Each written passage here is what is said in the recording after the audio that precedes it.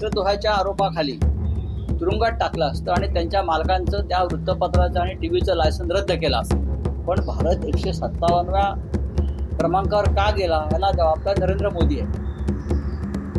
एकेकाळी भारत अभिव्यक्ती स्वातंत्र्याच्या क्षेत्रात वरच्या स्थानावर होता. Freedom of press, freedom of expression, सर्व काही स्वातंत्र्य सगळ्या बाबतीत, बोलण्याचं, लिहिण्याचं, ऐकण्याचं, सभा घेण्याचं. आज आम्ही 157व्या क्रमांकावर जाऊन पोहोचलो. हे स्वातंत्र्य आणि मानवी अधिकाराचं उल्लंघनामुळेच. प्रधानमंत्री जगभरात फिरत असतात, भारताला उपदेश करतात, काटकसर करा, परदेशात जाऊ नका वगैरे, आणि स्वतः जात आहेत 7 देशात, Norway, Italy, Sweden, Netherland.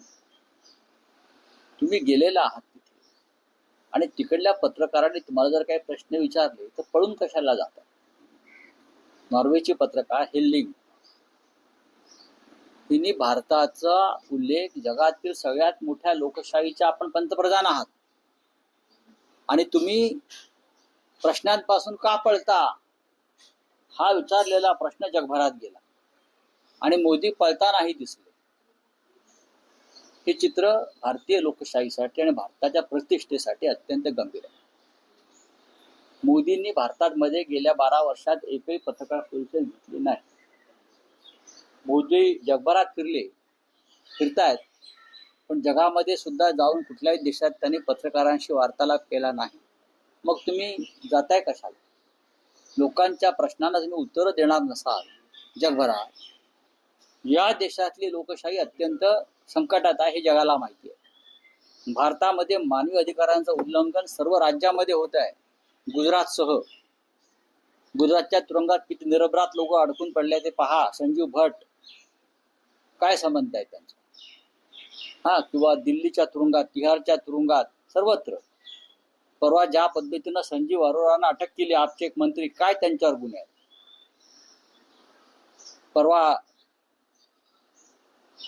Ahmad बुहारी नावाचे एक उद्योगपती, त्यांची 3-3.5 वर्षानंतर सुटका झाली तुरुंगातून. मनी लॉन्ड्रिंगच्या प्रकरणात त्यांना अटक केलं होतं. ते एनर्जी उद्योगात आहेत. त्यांची कंपनी तुरुंगात गेल्यावर कोणी घेतली? गौतम अडाणीनं त्याचा ताबा घेतला. म्हणजे ईडीचा वापर तुम्ही अशा पद्धतीनं करताय गौतम अडाणीचा फायदा व्हावा यासाठी. हे मानवी अधिकाराचं उल्लंघन आहे. 3.5 वर्ष अहमद बुहारी तुरुंगात राहिले. हे मानवी अधिकाराचं उल्लंघन आहे. त्याच्यावरती प्रश्न विचारणं हा राष्ट्रद्रोह ठरतो आहे. पण भारत 157व्या क्रमांकावर का गेला याला जबाबदार नरेंद्र मोदी आहे. एकेकाळी भारत अभिव्यक्ती स्वातंत्र्याच्या क्षेत्रात वरच्या स्थानावर होता. Freedom of press, freedom of expression, सर्व काही स्वातंत्र्य सगळ्या बाबतीत, बोलण्याचं, लिहिण्याचं, ऐकण्याचं, सभा घेण्याचं. आज आम्ही 157व्या क्रमांकावर जाऊन पोहोचलो.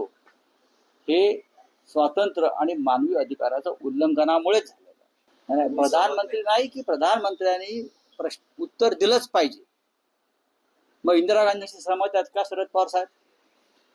इंदिरा गांधी परदेशात जाऊन, मनमोहन सिंग परदेशात जाऊन, नरसिंहराव परदेशात जाऊन, पवार साहेब तर सरकारमध्ये होते. राजीव गांधी परदेशात जाऊन मीडियाशी बोलत होते, प्रश्नांना उत्तर देण्यापासून पळत नव्हते. 12 वर्ष मोदी का पळतायत हाच प्रश्न आहे ना. याचा अर्थ तुमच्याकडे, तुम्ही सत्यापासून पळताय. तुम्हाला काहीतरी लपवायचं आहे आणि ज्यांना लपवायचं आहे तेच पळतात. त्याच्यामुळे त्याच्यावर देशभरात जे डिबेट सुरू आहे ते डिबेट ह्याच पद्धतीचं आहे की प्रधानमंत्र्यांनी अशा पद्धतीनं पळून जाणं हे देशाच्या प्रतिष्ठेला.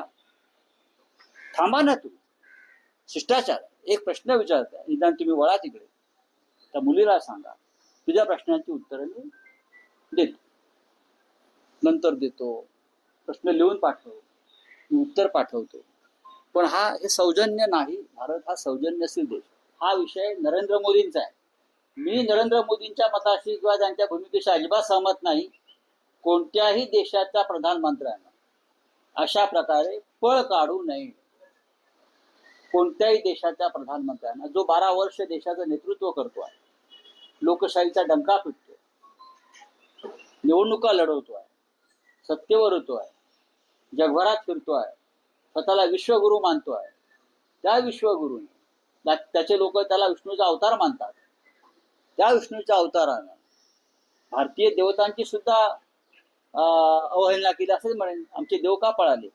बघा, शरद पवार त्यांच्या भूमिका मांडत असतील.